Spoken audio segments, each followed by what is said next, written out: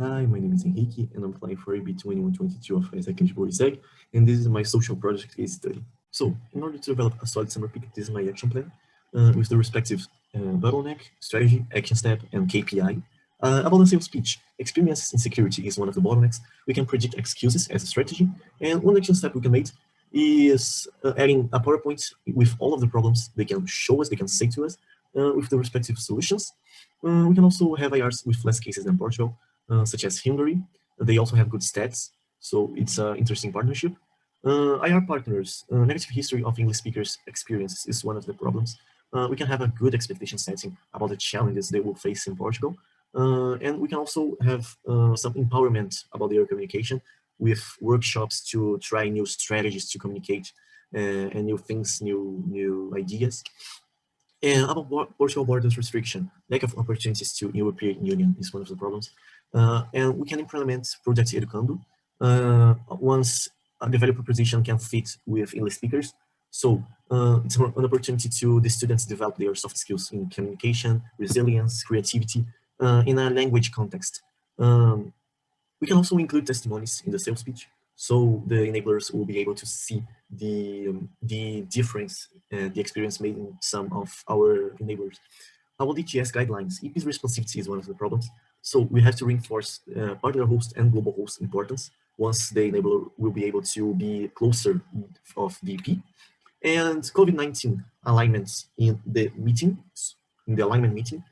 So the EPs and enablers can talk about the restrictions they will have during the experience. Stakeholders nurturing is also one of the topics. Reticent responsibles, it's a problem once some parents or families can be reticent about the possibility of having an external person. So we can send an email with the value proposition of the experience and also promoting global hosts. And we can have webinars with the testimonies, so they can see the difference of the experience in their lives, the people's lives. And also have partners with less cases in Portugal is interesting to this problem. EP's shift, not home entity focus. So about this, we can have an engagement plan with the EPs, so we can have monthly updates about the border status. Sorry. So we can have about the EP's shift, not home entity focused. So in order to overcome this problem, we can have an engagement plan with the EPs with monthly updates about the border status, and also have a nurturing plan with CX team focused on these EPs. And opportunity requirements, the dependency on Brazil, more specifically about the Portuguese speakers. So we can adapt the sales pitch to sell English speakers to the schools or elderly homes.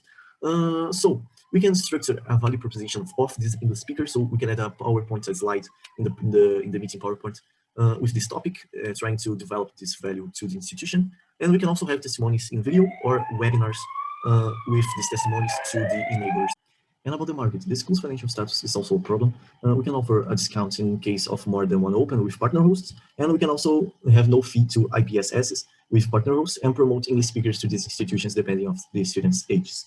And the lack of new elderly homes will be a problem once we have to reopen with them. So we can make a market research by email or call to understand the market and their needs, and data management about the calls and meetings done previously. About the summer peak timeline, we have ongoing cold calls, meetings, and opens, COVID-19 updates in materials, IR routine, GVFL follow-up contracts and budget execution. And in the timeline, I will just say about some topics, such as structure simulation in February, with guidelines to fake enablers to ensure members know some possibilities of mindsets and problems they will have to face in their experience.